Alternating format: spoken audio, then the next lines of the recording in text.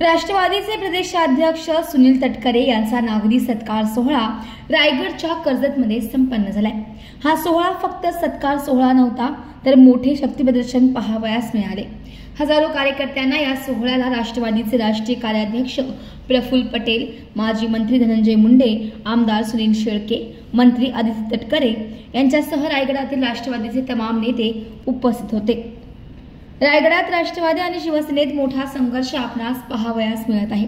त्याच्यात आणखीन भर कालच्या या सत्कार सोहळ्याने झाली। कर्जत विधानसभेत 2024 ला शिवसेनेचे आमदार महेंद्र थोरवे निवडून आले, पण त्यांना जोरदार टक्कर ही राष्ट्रवादीच्या सुधाकर घारे यांनी अपक्ष निवडणूक लढवून दिली व घारेंना सुनील तटकरे यांनी आतून मदत केली असा आरोप सेनेचे आमदार महेंद्र थोरवे यांनी वारंवार केला होता।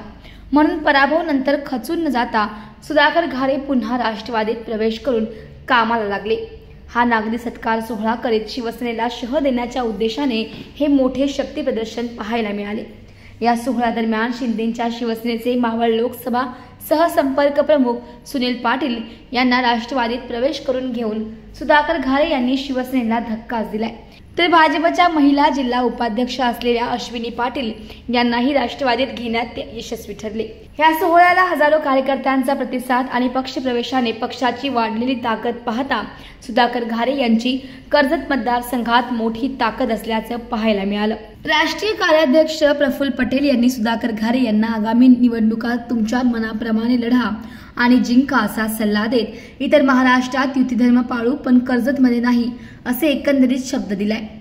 तर 2024 ला युती धर्म आणि बंधन असल्यामुळे सुधाकर घारेसाठी तिकीट देऊ शकलो नाही ही खंत आयुष्यभर मनात राहील असे सांगताना प्रदेशाध्यक्ष सुनील तटकरे यांनी सुधाकर घारे यांना सांगितले, 2024 ला जे करता आले नाही त्याची भरपाई सर्वतोपरी व्याजासहित केली जाईल असं आश्वासन दिले। हा एकंदरीत शिवसेनेच्या आमदार महेंद्र थोरवे यांना एक प्रकारचा इशाराच होता। काम द्या त्याचा अर्थ वेगवेगळ्या पद्धतीने होत असतो।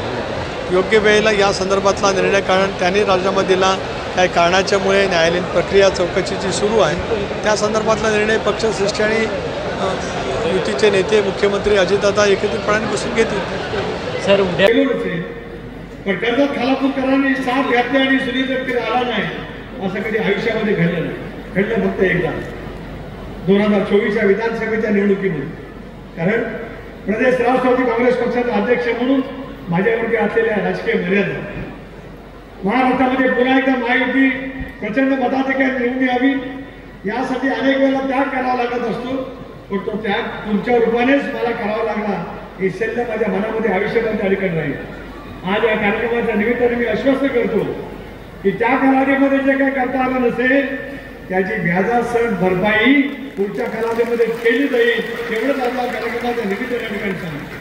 कोण टीका टिप्पणी करत राहतो, ज्याला त्यांच्या पद्धतीने करत असेल ते करू द्या। आजचा दिवस सर्वपित्री अमोशाचा दिवस आहे। धनंजयजी तुम्ही म्हणाला त्याप्रमाणे आजचा दिवस शुभ की अशुभ असं कदाचित पांडित्य शास्त्रातले धर्मशास्त्रातले वेगवेगळे सांगत असतील, पण माझ्यासाठी आजचा दिवस शुभ शकुनी आहे। आणि या कर्जतच्या ज्या भूमीमध्ये पण एक मी तुम्हाला नक्की सांगतो की आज तुम्ही आमदार नाही काय नाही, पण बघा तुमच्यावर प्रेम करणारे लोक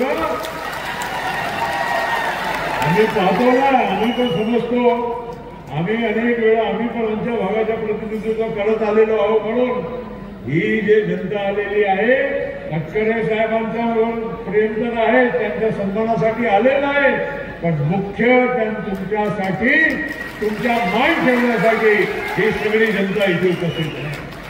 आणि म्हणून तुम्ही आता काही चिंता करू नका, काळ आणि वेळ जाता काही असंच होऊन जातं।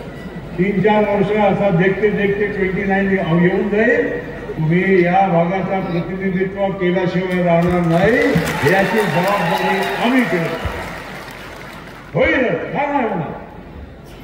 आता तुम्ही इथे जिल्हा परिषद, पंचायत समिती, नगरपालिका याच्याविषयी तुम्ही बोलले, आम्ही तुम्हाला इथे अधिकृत सांगतो, तुम्हाला जे हवं असेल त्याप्रमाणेच तुम्ही इथे इलेक्शन लढा। आमच्याकडून तुम्हाला कुठलाही बंधन नाही, अख्खा महाराष्ट्रामध्ये असेल पण या भागासाठी नाही।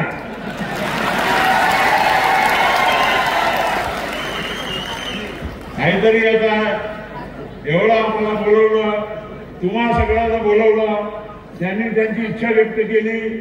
आता आम्ही मागे तर तुम्हाला न्याय देऊ शकलो नाही, तर इथपासून सुरुवात तरी करू. तटकरे साहेबांचं मी मनपूर्वक अभिनंदन करतो आणि कायम आम्हाला मार्गदर्शन करत राहावं. चुकलो तर कान धरावा, नाही चुकलो चालतो. पण आता रिकामं उठून